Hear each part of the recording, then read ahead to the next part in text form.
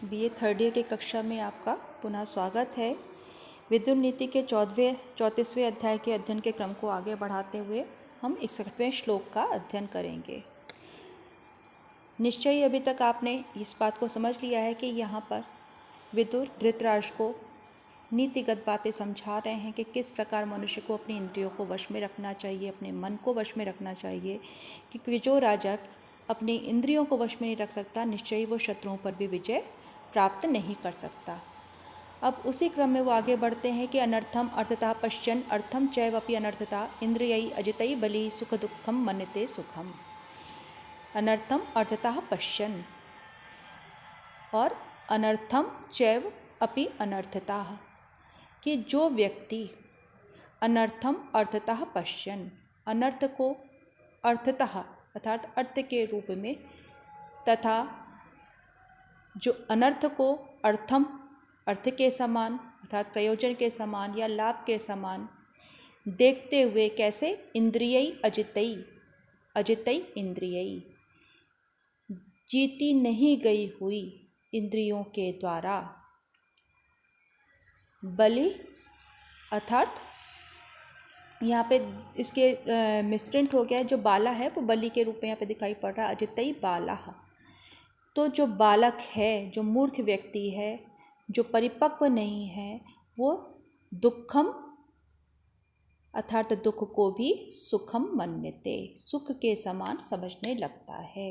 अर्थात जिस व्यक्ति ने अपनी इंद्रियों को वश में नहीं किया है उसको इन्होंने क्या कहा है, बालक, क्योंकि जो परिपक्व व्यक्ति है, वयस्क व्यक्ति है, उससे ये अपेक्षा की जाती है कि वो इंद्रियों के वश में नहीं होगा, जितेंद्रिय होगा। तो यह कह रहे हैं अजितैः इंद्रियैः, कि इंद्रियों को वश में ना करने वाला बालः, बालक के समान व्यक्ति अनर्थतः अनर्थम अर्थतः पश्यन्, अनर्थ को अर्थ के समान देखता हुआ और अर्थम च एव अनर्थता, और जो अर्थपूर्ण है, उद्देश्यपूर्ण है, लाभदायक है, उसको भी अनर्थ अर्थात हानिकारक समझता हुआ, अतात्विक समझता हुआ दुख को ही सुख मान लेता है। तो यहाँ पे जो बाल शब्द का प्रयोग किया गया है तो वो इस उद्देश्य से किया गया है कि हमारी जो शिक्षा व्यवस्था रही, प्राचीन कालीन शिक्षा व्यवस्था रही, चाहे आज के कहो, तो शिक्षा के द्वारा मनुष्य जो है उसके अंदर ज्ञान का संचार होता है, उसमें विवेक बुद्धि का उदय होता है। इस बात को निरंतर हम पढ़ते रहते हैं, समझते रहते हैं, और जब आपके अंदर विवेक का उदय होता है तो इंद्रियों पर नियंत्रण स्वतः आ जाता है। तो इस प्रकार से वयस्क व्यक्ति से या परिपक्व व्यक्ति से अपेक्षा की जाती है कि उसकी इंद्रियां उसके वश में होंगी, और इसलिए यहाँ पे उन्होंने उसको कहा कैसा व्यक्ति, जो बाल स्वभाव वाला है, चंचल स्वभाव वाला है, क्योंकि बालक के लिए कुछ भी त्याज्य नहीं है, और इसीलिए क्योंकि उसमें बुद्धि ही नहीं है अपने भले बुरे को समझने की, उसको हम अपराध की श्रेणी में नहीं रखते हैं।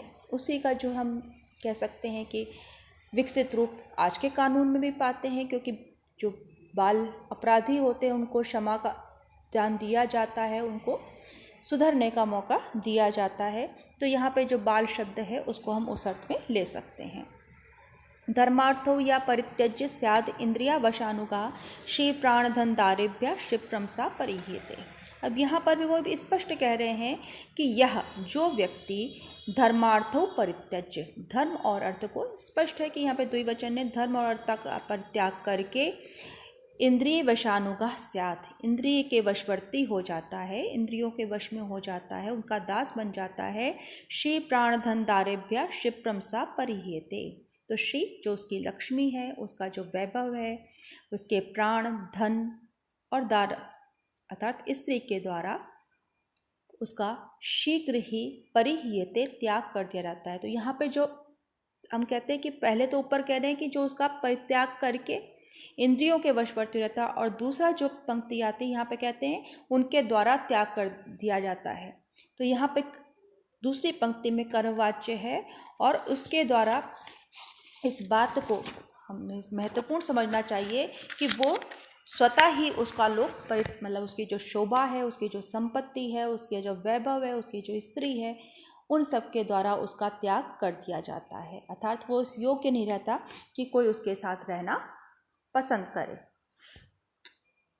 अर्थानाम ईश्वरो या स्यात् इंद्रियाणाम अनीश्वरा इंद्रियाणाम अनैश्वर्यात् ऐश्वर्यात् भ्रष्यते ही सा। अब ये भी बड़ा स्पष्ट सा श्लोक है, सरल श्लोक है, इसलिए शीघ्रता से पढ़ा रहे हैं कि यह जो व्यक्ति, अर्थानाम ईश्वरो यह, तो यह जो व्यक्ति धन का स्वामी होकर भी, अर्थानाम ईश्वरो, अर्थानाम अर्थात धन का स्वामित्व प्राप्त करके भी या धन का स्वामी होकर के भी, इंद्रियाणाम अनीश्वरा स्यात्, इंद्रियों पर अपना वश स्थापित नहीं कर पाता है, इंद्रियाणाम अनैश्वर्यात्, ऐसे जो व्यक्ति है वो इंद्रियों को वश में ना रखने के कारण ऐश्वर्यात् भ्रष्यते, ऐश्वर्य से नष्ट हो जाता है, उसका ऐश्वर्य नष्ट हो जाता है, भ्रष्ट हो जाता है उससे, अर्थात उसके द्वारा वो नष्ट हो जाता है, यानी उसके पास ऐश्वर्य बचता ही नहीं है। किस कारण से? इंद्रियों को वश में ना करने के कारण। इंद्रियाणाम अनैश्वर्यात्, तो इंद्रियों पर स्वामित्व ना होने के कारण ऐश्वर्य से भी भ्रष्ट हो जाता है, अर्थात उसका ऐश्वर्य लुप्त हो जाता है। आत्मना आत्मानम अन्विच्छेन मनोबुद्धि इंद्रिययतई आत्मा ही एव आत्मनो बंधु आत्मैव रिपु आत्मना। अब ये बड़ी सुंदर बात कही गई कि कहते हैं कि आत्मना आत्मानम अन्विच्छेन मनोबुद्धि इंद्रिययतई, कि यतई मनोबुद्धि इंद्रियई, कि यति यानी यत्न के द्वारा, प्रयास के द्वारा, मनोबुद्धि इंद्रियई, मन बुद्धि और इंद्रियों को नियंत्रण के द्वारा, ऐसे व्यक्ति के द्वारा जिसने अपनी मन बुद्धि और इंद्रियों पर नियंत्रण प्राप्त कर लिया है, आत्मना स्वयं के द्वारा, आत्मानम स्वयं का अनविच्छेद प्राप्त कर लेता है, उसको जानने का प्रयास करता है। यानी कि जिस व्यक्ति ने अपने मन बुद्धि और इंद्रिय को वश में कर लिया है, वो व्यक्ति फिर स्वयं ही स्वयं को जानने का प्रयास करे। उसके पहले आप स्वयं अपने आप से परिचित नहीं होते। उसकी पहली जो कहना चाहिए सोपान है कि आप अपने मन को अपने वश में करें, अपनी बुद्धि को वश में करें, अपनी इंद्रियों को वश में करें, क्योंकि मन सबका कारण है, इच्छा का कारण मन है, संकल्प मन में से उत्पन्न होते हैं। तो मन को वश में करना सबसे पहले आवश्यक है। मन कब वश में होता है? तो जब मन वश में हो जाता है तो बुद्धि और इंद्रिय उसके वश में हो जाती है। आत्मा ही एव आत्मनो बंधु आत्मैव रिपु आत्मना। अब ये जो इन्होंने कहा कि क्यों स्वयं जानने का प्रयास करें, कि आत्मा ही आत्मनो बंधु, स्वयं का बंधु है, सखा है, और आत्मा ही स्वयं का शत्रु है। यानी कि आप स्वयं अपने मित्र हो और स्वयं अपने शत्रु हो। जिस प्रकार से आप आचरण करोगे उसी प्रकार का परिणाम आपको भोगना पड़ेगा। तो यदि आप अपने साथ उचित व्यवहार करते हो, सद्व्यवहार करते हो, अपनी इंद्रियों को वश में रखते हो, तो आप अपने मित्र हो, आपका कल्याण होगा। और यदि आप स्वयं पर नियंत्रण स्थापित नहीं रख पाते, इंद्रियों के वशीभूत रहते हो, उनके दास बने रहते हो, भोग विलास में लगे रहते हो, तो आप स्वयं ही स्वयं के शत्रु बन जाते हो। तो यहाँ पे तीनों चीज़ों कही कि अपने मन, बुद्धि और इंद्रिय। कि मन संकल्प का कारण होता है, बुद्धि के द्वारा हमारे अंदर ये निर्णय लेने की क्षमता उपस्थित होती है, हम चीज़ों को उसकी गहराई से जानते हैं, उनके संबंध में निर्णय ले पाते हैं। और इंद्रिय जो है वो सूक्ष्म तत्व है। यदि हमारे मन और बुद्धि सही है तो हम इंद्रियों को अपने अनुसार कार्य करने के लिए प्रेरित कर सकते हैं। तब इंद्रियां हमारे ऊपर अपना आधिपत्य स्थापित नहीं करती, अपितु हम इंद्रियों के अपने अनुसार प्रेरित करते हैं। हमें उनसे जो भी ज्ञात करना है उनको हम अपने अनुसार उसको निर्देशित करने में समर्थ हो जाते हैं। और ऐसी स्थिति में हमारा स्वयं के द्वारा हम अपने मित्र बन जाते हैं, क्योंकि हम स्वयं को जानने लगते हैं। हमें पता होता है कि हमें किस दिशा में जाना है, हम क्या कर सकते हैं। तो हमारा जो अंतर्हित जो योग्यता है वो प्रकट हो जाती है। बंधु आत्मनस्य एनेव आत्मना जिता सा एव नियतो बंधु सा एव अनियतो रिपु। अब ये भी वही बात यहाँ पर भी कही जाती है कि बंधु आत्मना तस्य येनेव आत्मा आत्मना जिता। येनेव जिसके द्वारा आत्मना स्वयं अपनी आत्मा को जीत लिया है, तो तस्य आत्मा, उसकी आत्मा ही उसकी बंधु है, उसका मित्र है। सा एव नियतो, वही नियत होने पर, नियंत्रित होने पर वही आत्मा आपका सखा है। सा एव अनियतो रिपु, और वही अनियत होने पर आपका शत्रु बन जाता है। यानी कि जब आप अपने ऊपर नियंत्रण स्थापित कर लेते हैं तो आप अपने मित्र हैं, और आपका यदि स्वयं पर नियंत्रण नहीं है, अपनी इच्छाओं पर नियंत्रण नहीं है, अपनी इंद्रियों पर नियंत्रण नहीं है, अपनी बुद्धि पर नियंत्रण नहीं है, तो आप अपने स्वयं के शत्रु बन जाते हैं। शुद्राक्षेणे जालेन जशाव पिहितावरु कामश्च राजन क्रोधश्च तौ प्रज्ञानम विलुप्तता। यहाँ पर वो कह रहे हैं कि शुद्राक्षेण जालेन झशौ अपिहिता वुरु, अपिहितौ उरु, कि कहते हैं कि हे राजन, कि ये जो काम और क्रोध है, कामश्च क्रोधश्च, कि ये जो काम और क्रोध हैं, कामात् क्रोधा भवति, जो आप गीता में पढ़ चुके हैं कि काम और क्रोध जो हैं शुद्राक्षेण, शुद्र यानी कि सूक्ष्म छेद वाले जाल के समान होते हैं, जिसमें अपिहितौ, जिसमें उरु, आप उरु चक्षुषा पढ़ चुके हैं सेकेंड ईयर के अंदर, तो वहाँ पर उरु का विस्तृत अर्थ जो है विस्तृत पढ़ा था, विशाल पढ़ा था। तो वो बड़ी बड़ी जो झशौ अर्थात मछलियों के समान जिस प्रकार से उसको जाल को काट देती हैं, उसी प्रकार से ये काम और क्रोध भी प्रज्ञानम विलुम्पता, प्रज्ञान अर्थात विशेष ज्ञान को लुप्त कर देते हैं। तो जिस प्रकार से दो बड़ी बड़ी मछलियाँ जाल को काट देती हैं, उसी प्रकार से झशौ जो मछलियाँ हैं वो अपिहितौ उसके अंदर फंसी हुई, किसमें, जाल में, उरु बड़ी बड़ी, उसी प्रकार से काम और क्रोध मनुष्य के प्रज्ञान अर्थात विवेक को नष्ट कर देते हैं, लुप्त कर देते हैं। ये तो बड़ा स्पष्ट सा है। यहाँ पे द्विवचन की क्रिया का प्रयोग किया गया है, विलुम्पता, प्रथम पुरुष द्विवचन। ऊपर भी आया जालेन अपितो उरु झशौ, कि जिस प्रकार से वो जाल को काट देती है, उसी प्रकार से ये काम और क्रोध भी मनुष्य की विवेक बुद्धि को नष्ट कर देते हैं। तो यहाँ पर आप पूरा जो गीता के अंदर जो प्रसंग आया है कि कामेश क्रोधेश, या जो हम पढ़ते हैं कामात् क्रोधो संजायते, काम से क्रोध उत्पन्न होता है, और किस प्रकार फिर मनुष्य अपनी कमजोरियों का दास बनता जाता है, वो जीर्ण होता चला जाता है, विषय वासनाओं के क्रम में फंस करके, उनमें उपभोग के चक्कर में फंस करके। इसलिए मन को जीतना अत्यंत आवश्यक है। और इसीलिए वहाँ पर भी ये बात कही गई है अब कि यहाँ पे विदुर के माध्यम से कहलाई गई है, वहाँ भी क्योंकि कर्ता तो वही है व्यास इसके, तो वहाँ पर भी वो यही बात कह रहे हैं कि किस प्रकार से मनुष्य जब अपने मन को वश में कर लेता है तो वो मन ही उसकी मुक्ति का कारण बन जाता है।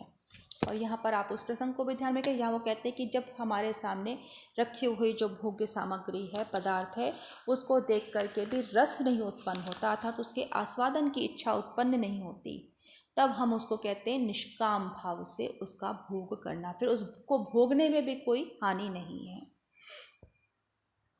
सम अवेक्ष इह धर्मार्थो संभारान यो अधिगच्छति सा वै समृता संभारा सततम सुख मेदते। सम अवेक्ष इह धर्मार्थो संभारान यो अधिगच्छति, यह जो इस संसार में, यही इस जगत में, इस संसार में धर्म और अर्थ को भली प्रकार से देख करके, उसका विचार करके, संभारान अधिगच्छति, विजय पदार्थ को प्राप्त कर लेता है, संभारान उसके तत्व को प्राप्त कर लेता है, उसका संग्रह करता है, उसको एकत्रित करता है। सा वही समृद्ध संभारा, वो अपने उस समृद्ध एकत्रित की गई जो उसके जो पदार्थ हैं उसके द्वारा वो निरंतर सुख प्राप्त करता रहता है, अर्थात उसने जो भी एकत्रित किया है उसके द्वारा वो सुख को प्राप्त करता है। कब, कौन सा व्यक्ति, जो धर्म और अर्थ का भली प्रकार से विचार करके सम अवेक्ष, सम सम्यक अर्थात भली प्रकार से विचार पूर्वक उसका विचार करता हुआ संभारान अधिगच्छते, संभार को प्राप्त करता है, सत्व को प्राप्त करता है, तत्व को प्राप्त करता है, वो अपनी उस एकत्रित सामग्री से परम सुख को प्राप्त करता रहता है। या पंच अभ्यंतरान शत्रून विजित्य मनोमयान जिगीषति रिपूनन्यान रिपवो अभिभवन्तितम। अब उसी क्रम में वो क्या कह रहे हैं, क्योंकि यहाँ पे बात बार बार जो है इंद्रियों पर विजय प्राप्त करने की कही गई है, तो कहते हैं या पंच अभ्यंतरान शत्रुन विजित्य मनोमयान, कि जो अपने इस मनोमय इन आंतरिक पंच शत्रुओं को पर विजय प्राप्त करके उनको पर विजय प्राप्त करता है, वो वास्तव में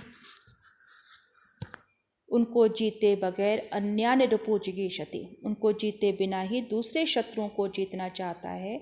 वास्तव में उसे रिपवः अभिभवन्ति, तम रिपवः अभिभवन्ति, उसको उसके वो शत्रु ही परास्त कर देते हैं, पराभूत कर देते हैं। तो कैसे व्यक्ति जो मन के जो विकृतियां हैं, उन पंच इंद्रियों के जो पंच विषय हैं, पंच अभ्यंतरान शत्रुन, इन जो हमारी 5 ज्ञानेंद्रियां हैं, उनसे जिसका हम भोग करते हैं, रूप रस गंध स्पर्श शब्द, उनका जो भोग करते हैं, उन विषयों को जीते बगैर यदि हम अपने दूसरे शत्रुओं को अन्यान रिपुन जिगीषति, उनको जीतने की कामना करते हैं, तो वो उस व्यक्ति को जिसने अपनी आंतरिक विजय प्राप्त नहीं करी है, अपने विकृतियों पर विजय प्राप्त नहीं करी है, उनको वो अभिभूत कर देते हैं। तो यहाँ पे पंच विजय से तात्पर्य क्या है कि जो हमारे भोग की लालसा है, जो भोग के विषय हैं, यदि उस संबंध में हमने नियंत्रण प्राप्त नहीं किया है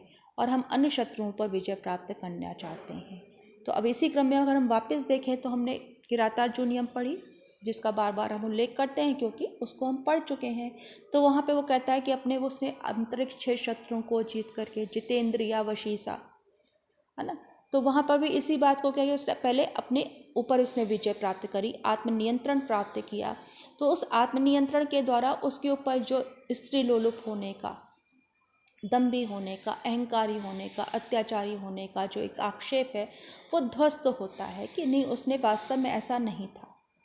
तो वो सारे प्रकरण को जब हम देखते हैं तो हम देखते हैं कि वहाँ पे भारवी भी उसके द्वारा जब वो दुर्योधन को एक नायक के रूप में स्थापित कर रहे हैं, या कहना चाहिए कि उसके सद्गुणों को उभार रहे हैं, तो निश्चय ही वहाँ पर उनको वो कहना पड़ता है कि वो जितेंद्रिया वशी सामन न मन्युना।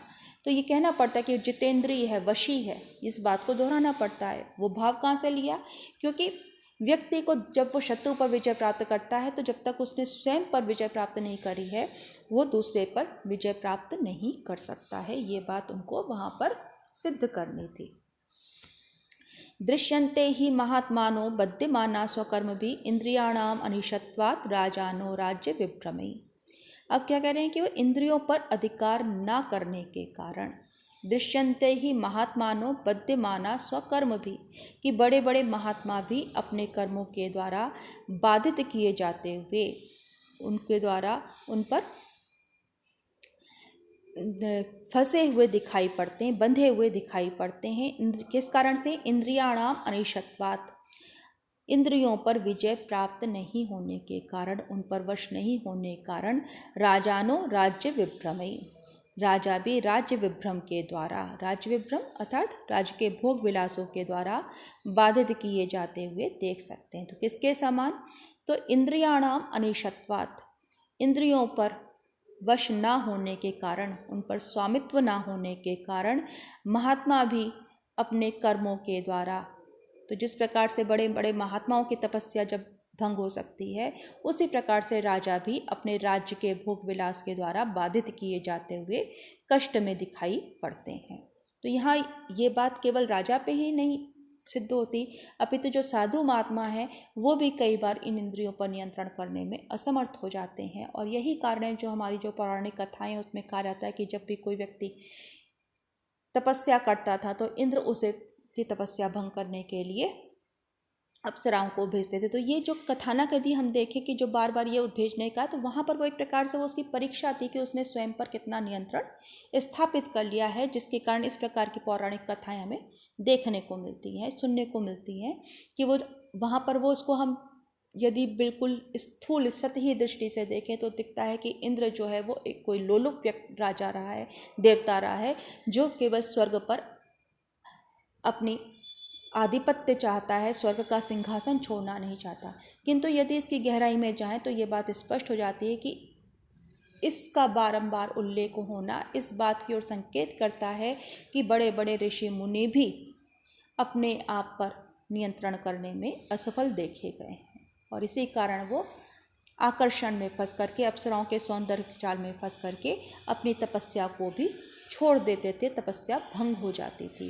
तो इस पूरे जो कहानियाँ हम पढ़ते हैं उनके द्वारा हमें ये बात स्पष्ट हो जाती है कि व्यक्ति को सब प्रकार के प्रलोभनों से दूर रहना चाहिए। असंत्यागात् पापकृताम् अपापामस्तुल्यो दंडा स्पृशते मिश्रभावात् शुष्केण आर्द्रम दह्यते मिश्रभावात् तस्मात् पापै सह संधिम न कुर्यात्। अब यहाँ पे बड़ी स्पष्ट ये बात कहेगी कि तस्मात् पापै सह संधिम न कुर्यात्, कि पापाचारियों के साथ, पापियों के साथ किसी प्रकार का संधि ना करें, मेल ना करें। किस कारण से? तस्मात्, इस कारण से। उसका कारण क्या बता रहे हैं? असंत्यागात् पापकृताम् अपापां तुल्यो दंडा स्पृशते मिश्र भावात्। अब वो कहते हैं कि जो असंत्यागात्, कि जो दुष्टों के, पापियों का साथ ना करके किंतु उनके साथ मिला रहता है, तो निरपराध होने पर भी, मिश्र भावात् मिले रहने के कारण, अपापा अर्थात निरपराध होने पर भी, अपापी होने पर भी, पुण्यात्मा होने पर भी दंडा तुल्यो दंडा स्पृशते, समान दंड का भागी होता है, उसका स्पर्श करता है, अर्थात उसको अनुभव करना पड़ता है। यदि कोई व्यक्ति स्वयं पाप नहीं कर रहा है लेकिन फिर भी वो उसके पापियों के साथ उसका उठना बैठना है, दुष्टों के साथ उठना बैठना है, तो उसको भी कई बार जिसके वो योग्य नहीं है, जिसका वो अधिकारी नहीं है, उस दंड को भोगना पड़ता है।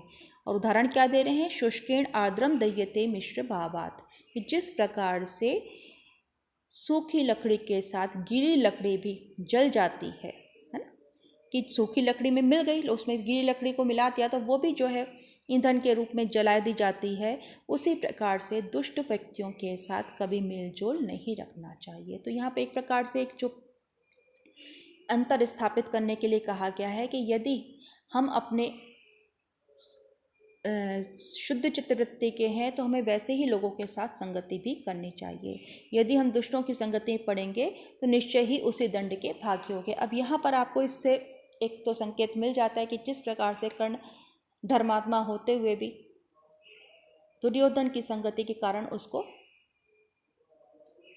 वध का सामना करना पड़ा, या उसका उस प्रकार से वध करना पड़ा, या जो भी दुर्योधन के पक्ष में, कौरवों के पक्ष में खड़े थे, तो भले ही वो महात्मा थे किंतु संगति के कारण, कुसंगति के कारण उनको भी उसी दंड का भागी होना पड़ा।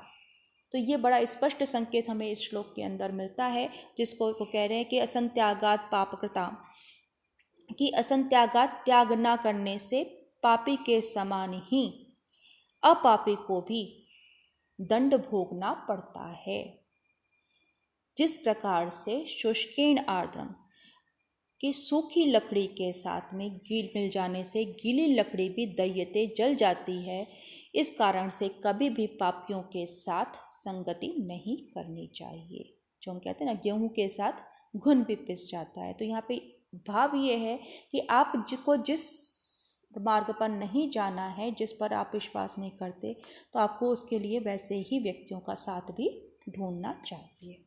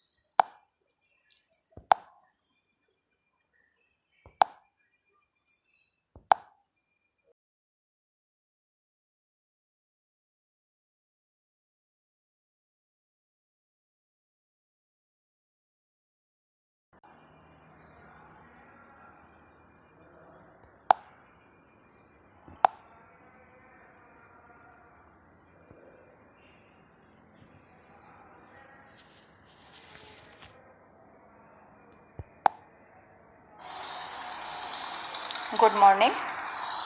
अब हम विदुर नीति के अध्ययन क्रम